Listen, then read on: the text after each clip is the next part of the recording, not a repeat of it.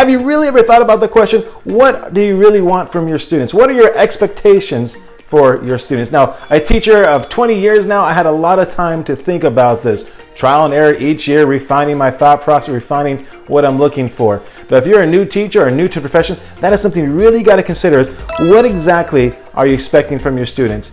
And what kind of classroom do you want? But let me explain that in more detail. But first, let's go ahead and play that intro.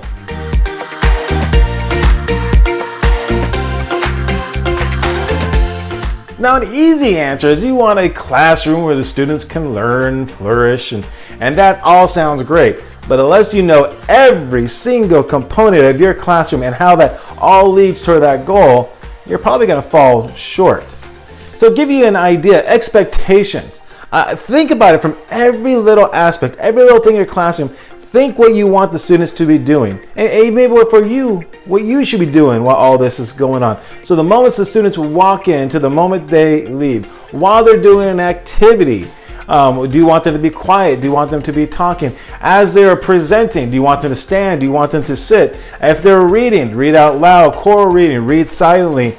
That's just activity-wise. And then let's not even get into behavior. Oh my gosh, behavior. How do you want your students to act? Are you okay if they dialogue with each other? Are you okay if they debate each other? Are you okay if they raise their hand, don't raise their hand, speak out? All of these things you got to consider. I heard a quote one time, and it actually blew my mind away. It was talking about business and about the culture of a company. And here's what the speaker said. The culture of a company is determined by two things.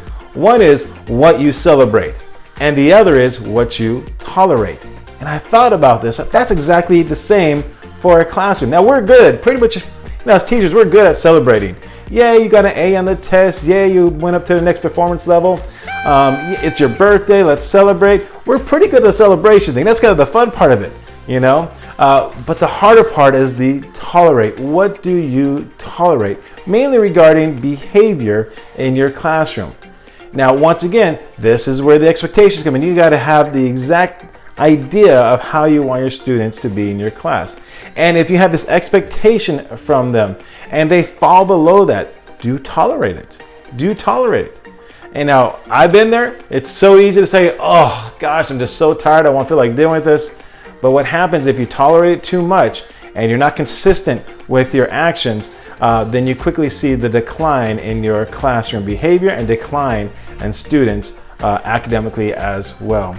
So the overall concept is this: what are your expectations? Now, to help you out with this, I actually created a document. You can just go ahead and look down below and go ahead and click on it to get the form I have. But I really thought through all these questions, different aspects of your classroom.